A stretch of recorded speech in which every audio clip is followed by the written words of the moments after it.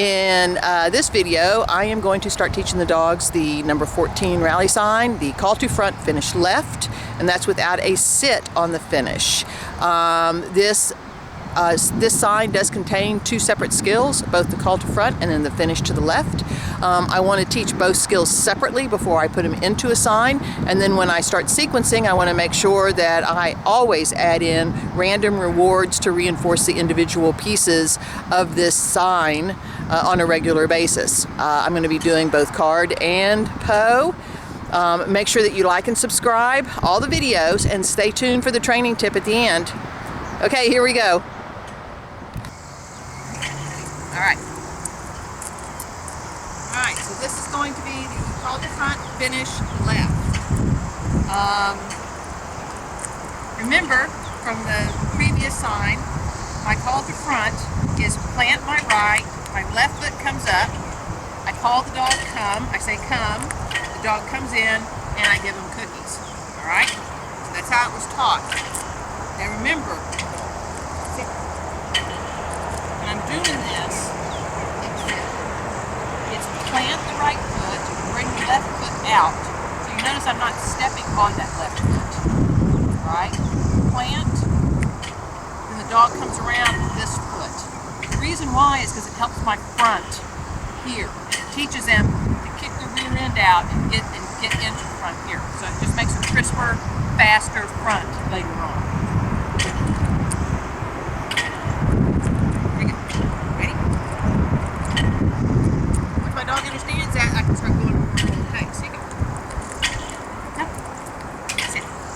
Good boy.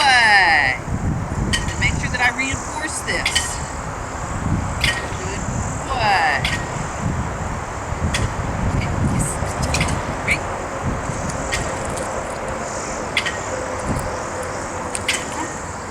Sit. Nice and crisp. That's what I'm looking for.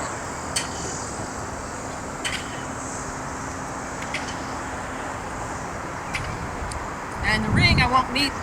In the ring, I will not need my foot out there. All I'll have to do is just plant and go come, and the dog will automatically, good boy, come to front. All right? So, now my left finish, basically, since he knows close is my heel word, then I basically can just use that. So I can just say, close. Be slow to respond. I'm going to have some sort of consequence. In this kind of situation, because he's learning how to put all of these things together, but so it's being a demo dog is very hard on the dog. It's hard on their motivation. So make sure that that you're always expecting the speed and the quickness that you want when you're showing.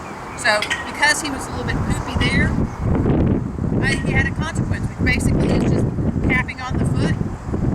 Tapping with the foot, and he understands that. He saw you like bounce back at me. That's what I'm looking for. Sit.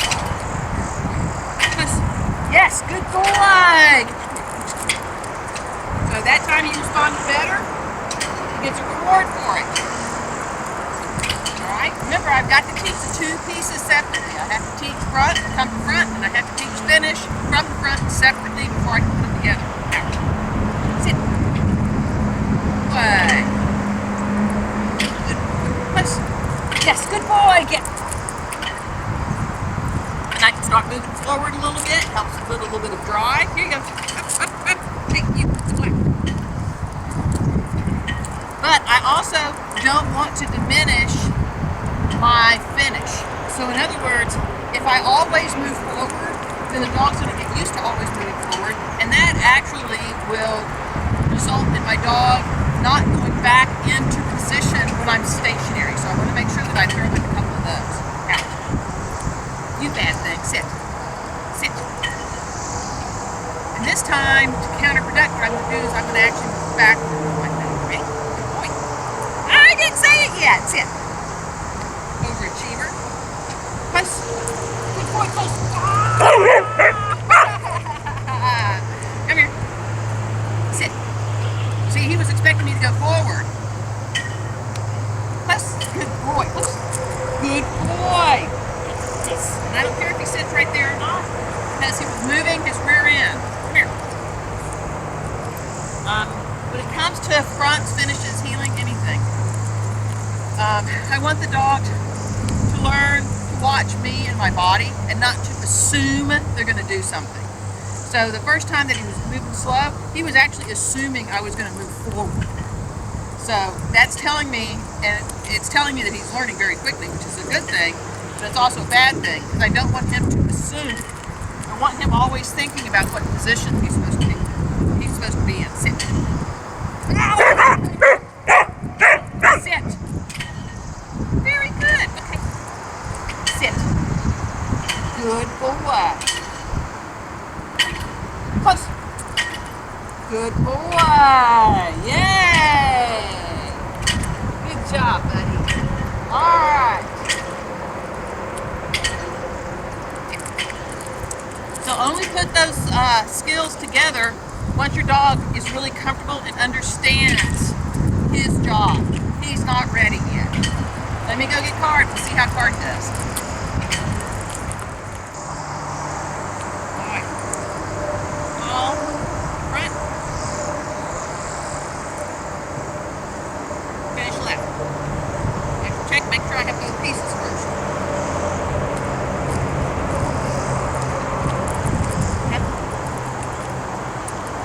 That.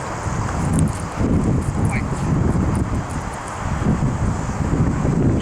Yes. Boy. A lot of times I'm going to move backward on my finishes because I want my dog to really understand that he's got to move into a position. And moving forward out of sit on a regular basis is going to diminish that.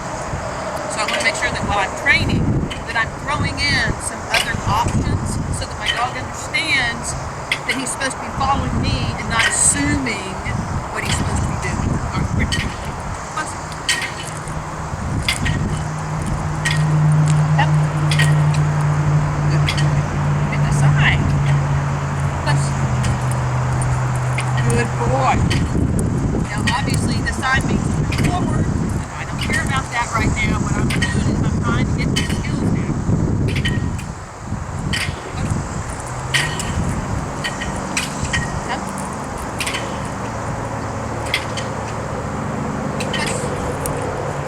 Good boy. That was a completed 9. Come here, you. You saw that on the forward, I rewarded him for pushing off with the rear because it's really hard for a dog to keep that rear end engaged properly. And so I want to make sure that when I see him pushing off that rear, when I don't require sit, that he understands he needs to push off. All right, so I'm going to go back and I'm going to do one with the sit. Come here. Good boy. Close. Back. Good boy. But see how he had to use his rear end on that? He's going to get reinforcement for that. I'm not cheating with my rewards. Yay, good boy.